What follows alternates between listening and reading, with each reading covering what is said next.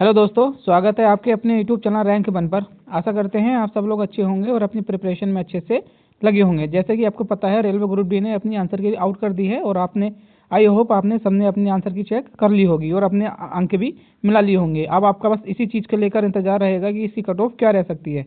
तो आप निश्चिंत रहिए, इस क्लास में हम एक एक पॉइंट समझते चलेंगे कि आखिरकार आंसर की आने के बाद बच्चों का स्कोर कितना बन पा रहा है और इसकी फाइनल मेरिट कितनी जा सकती है। और हमने यहाँ पे एक पोल भी लगाया हुआ है जो आपको पता चल जाएगा कि बच्चे कहाँ तक अंक प्राप्त कर रहे हैं, जिससे कि आपको कट ऑफ जानने में आसानी होगी। तो आप बने रहिए हमारे साथ, हम बताएंगे आपको एक एक पॉइंट। अगर आप हमारे चैनल पर नए हैं तो हमारे चैनल को सब्सक्राइब कर लेंगे, क्योंकि हम रेलवे से जुड़े हुए हर अपडेट आप तक सबसे पहले और सटीक लाते रहते हैं। तो शुरुआत करते हैं आज की इस महत्वपूर्ण क्लास की। फ्रेंड, जैसे कि आपको पता है, रेलवे ने अपनी आंसर की आउट कर दी है 2024 में जो वैकेंसियां निकाली थी उसके लिए। अगर आपने अपनी आंसर की चेक नहीं की है तो जाके सबसे पहले अपनी आंसर की चेक कर लें और अपने अंक मिला लें कि आपके कितने अंक बन रहे हैं, जिससे कि आपको पता चल जाए कि इस बार की कट ऑफ क्या रहने वाली है और आपके अंक क्या है, जिससे कि आपको भी अंदाजा हो जाए कि आपका सिलेक्शन होने वाला है या नहीं होने वाला। हालांकि ये कहना बहुत मुश्किल है कि आपके कम अंक पर सिलेक्शन नहीं होगा, क्योंकि इसमें नॉर्मलाइजेशन बहुत अच्छा खासा बच्चों को मिल जाता है। हमने अपने चैनल पर एक वीडियो डाल रखी है जिसमें एक बच्चे को 35 नंबर तक का नॉर्मलाइजेशन मिला हुआ है। अगर आपने वो वीडियो नहीं देखी तो जाकर अभी अभी वो वीडियो जरूर से देखें, जिससे कि आपको लगे कि हाँ, आपके अगर कम भी अंक बन रहे हैं और आप हार्डशिप में बैठ चुके हैं तो आपको नॉर्मलाइजेशन में अच्छे खासे अंक मिल सकते हैं। तो शुरुआत करते हैं आज की एक एक पॉइंट समझते हुए चलेंगे और आज की वीडियो हम जानेंगे कि इसकी क्या कट ऑफ रहने वाली है।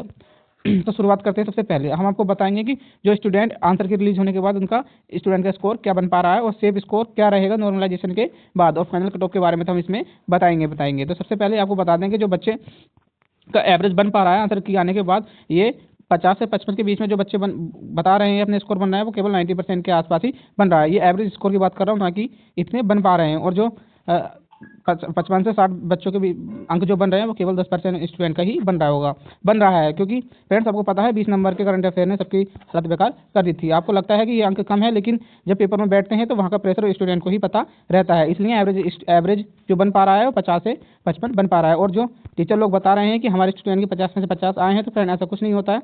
वो उनके ही बच्चे होते हैं और वो अपने चैनल पर स्टूडेंट लाने की कोशिश में ऐसे स्कोर कार्ड दिखाते हैं जिससे कि बच्चा उनके पास ज़्यादा से ज़्यादा जुड़े। लेकिन हमारा इसमें कोई मतलब नहीं है कि हम अपने चैनल पे कुछ ऐसी चीज़ें दिखाएं जिससे कि आप हमारे चैनल पे जुड़ जाएं। लेकिन हम झूठी खबरें इस तरह की नहीं फैलाते।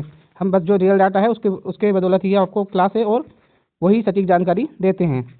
आगे चलते हैं। हमने बता दिया कि बच्चों का स्कोर कहाँ तक बन पा रहा है एवरेज, वो 50 से 55 तक के बीच में जो बच्चों का बन पा रहा है वो 90% बच्चा इतना ही कर पा रहा है। क्योंकि हमारे आसपास में कुछ बच्चे हैं जिनका स्कोर इतना ही बन पा रहा है। जो आंसर की नहीं आई थी तो वो भी अपना स्कोर 80+ बता रहे थे, लेकिन आंसर की आने के बाद उनके भी स्कोर यहाँ तक ही अटक गया है। लगभग उनके भी एक बच्चा है जिसके हमारे 59 सबसे हाईएस्ट है जो हमारे कोचिंग के आसपास रहता है।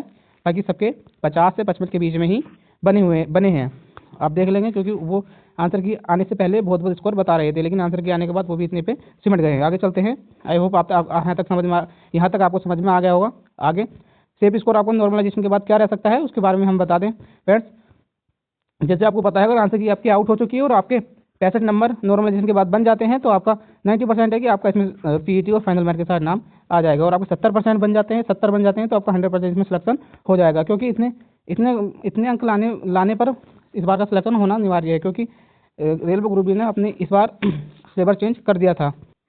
और जब बच्चा एग्जाम हॉल पे बैठा तो वहाँ पे उसे करंट अफेयर के 20 क्वेश्चन देखने को मिल चुके, जहाँ मिले थे, जिससे कि वो बहुत हैरान हो गया था और उससे वहाँ 20 क्वेश्चन में से केवल 2 से 4 क्वेश्चन ही बच्चा कर पा रहा था।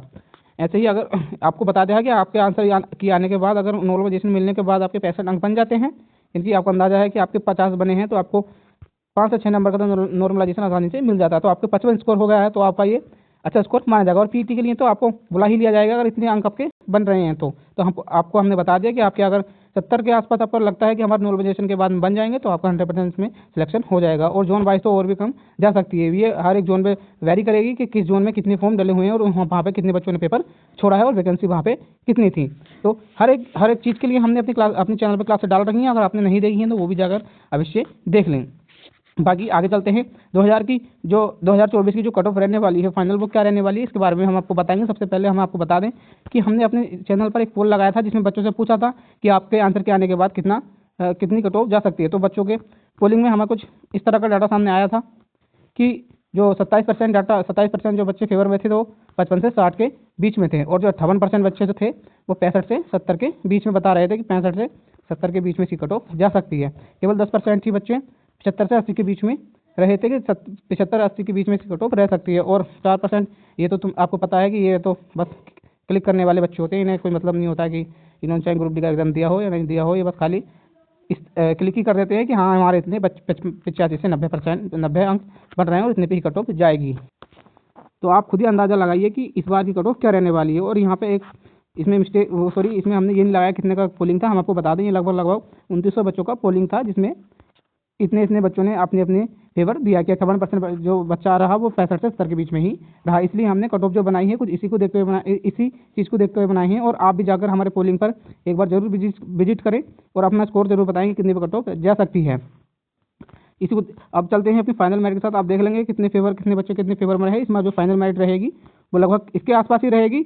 100% है कि आपका सिलेक्शन इसमें हो जाएगा। अंडर रिजर्व में 70 अगर आपके अंक बन रहे हैं तो इस 70 से ऊपर नहीं जाएगी। अगर 70 से नीचे भी आपके बन रहे हैं तो आप 100% है कि आपका सिलेक्शन इसमें हो जाएगा। और अगर ओबीसी में आपके 65 नंबर बन पा रहे हैं तो ओबीसी में 65 नंबर आपके पीईटी और फाइनल मेरिट के लिए बहुत माने जाएंगे। और एससी में आपके 60 अंक हैं, 60 से भी कम है।